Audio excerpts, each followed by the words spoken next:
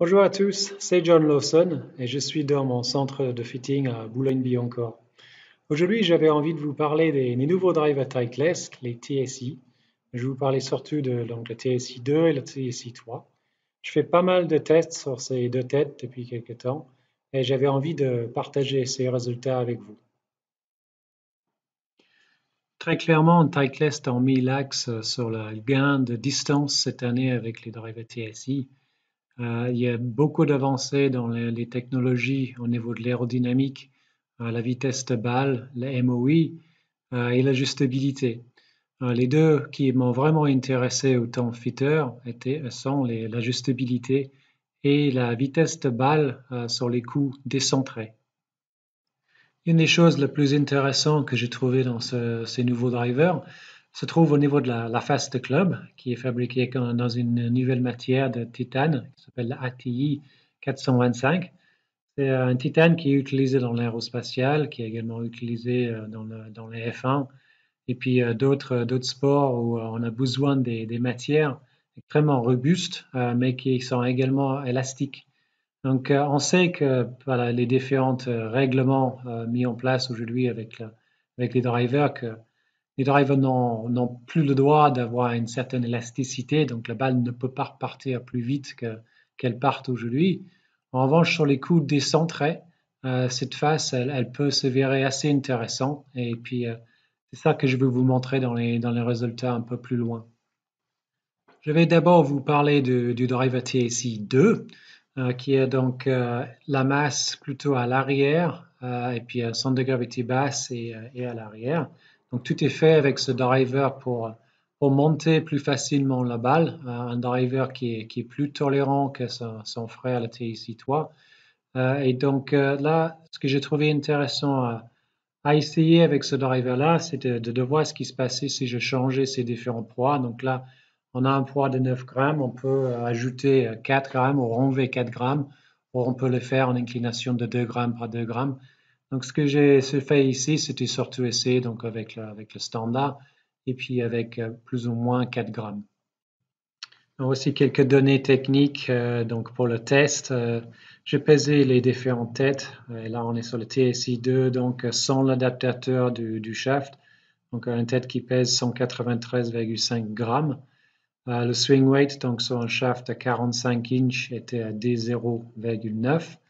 Et le shaft que j'ai utilisé pour tous les tests était le TPT 17 High, donc qui est 3,9 de torque, un CPM de 245 et un poids de 62 grammes. Je tapais 5 balles avec chaque réglage et puis toutes les données, je vais vous montrer sur TrackMan. Donc voici les premiers résultats. Donc, j'ai commencé avec le poids standard, ensuite avec moins de 4 grammes et pour terminer avec plus 4 grammes. Donc là, c'est des données vraiment de base que je vais utiliser dans un fitting de driver. Donc la vitesse de club, la vitesse de balle, l'angle de décollage, le taux de spin, là où la balle tombe, la totale distance, et puis son angle d'atterrissage. Donc si on regarde tous les chiffres, on voit qu'ils sont quand même relativement proches. On voit 101 au niveau de la vitesse de club avec le poids standard. En ayant moins de poids, la vitesse de club a légèrement augmenté. Et avec plus de poids, la vitesse de club a légèrement diminué. Donc rien de transcendant à ce niveau-là. En revanche, ce qui est intéressant, c'est que malgré le fait d'avoir plus de club avec moins de poids, on voit que c'est là également où j'ai généré le moins de vitesse de balle. Donc c'est pas forcément juste générer la vitesse de club qui est important, c'est surtout le centrage. Donc malgré tout, avec les coups décentrés, on garde le même type de vitesse de balle que les deux autres, donc à 1 miles près. Donc assez intéressant. D'un point de vue angle de décollage, curieusement, j'avais des angles de décollage plus hauts avec le plus 4 et le moins 4 grammes que le standard. Mais on n'a pas toute l'histoire ici. Il y a également le spin qui était assez proche. Il va falloir qu'on creuse un tout petit peu plus loin pour savoir la vraie chose intéressante sur ce tableau. La première chose que j'avais envie de vous montrer, c'était au niveau du centrage.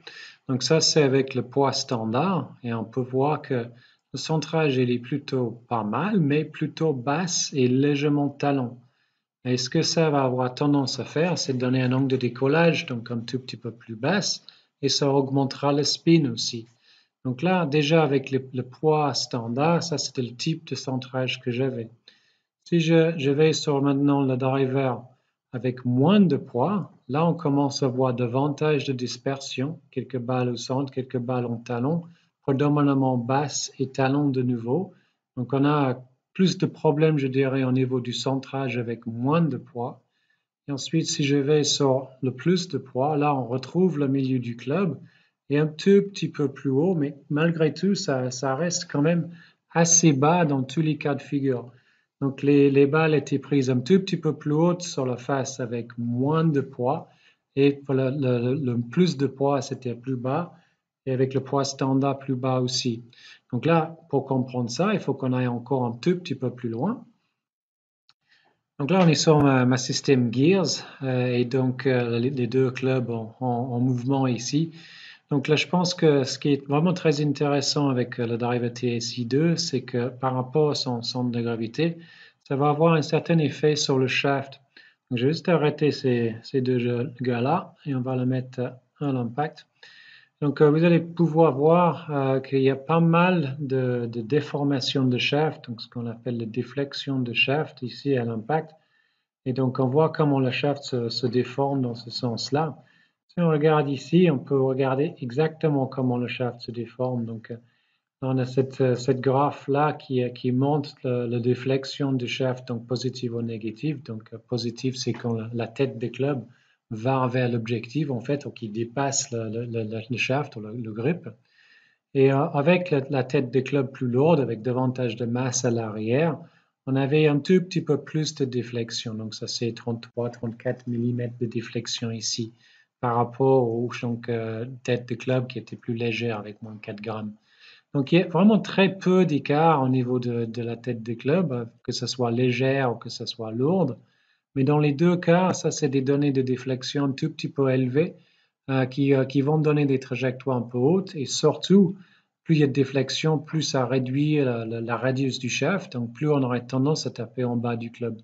Donc, dans ce cas, avec ce type de tête de club, donc le TSI2, pour améliorer la performance, ce qu'il faudrait que je fasse surtout, c'est changer le shaft. Donc, il faudrait que je rédifie ce shaft pour faire en sorte que les balles soient prises un tout petit peu plus hautes sur la face et donc augmenter la vitesse de balle et diminuer surtout le spin qui était trop élevé sur les données qu'on a vues tout à l'heure.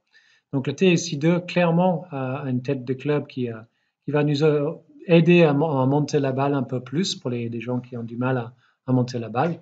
Mais il faut vraiment faire attention au type de shaft qu'on va mettre dans cette tête pour améliorer le centrage. Donc, juste pour résumer au niveau du driver TSI2, donc un driver très tolérant, avec le centre de gravité plutôt basse et en arrière. Ça va plaire aux joueurs qui ont un peu plus de mal à monter la balle. Donc, cette tête de club va vraiment aider à monter la balle pour la plupart des joueurs. Le poids à l'arrière qu'on va pouvoir changer, je pense que ça va être surtout au niveau du fitting qu'on va utiliser ça si on commence à changer la longueur de shaft, par exemple, en mettant plus court, plus long, on va pouvoir rééquilibrer la tête de club par rapport à un équilibrage que le joueur ressent bien. Donc, la vitesse de balle très, très régulier partout sur la face. Donc, ça, c'est quelque chose d'extrêmement positif dans ce driver. Donc, les coups décentrés ne sont pas aussi punis qu'ils auraient pu être par le passé. Donc, plein de choses positives à dire sur ce nouveau driver Titleist.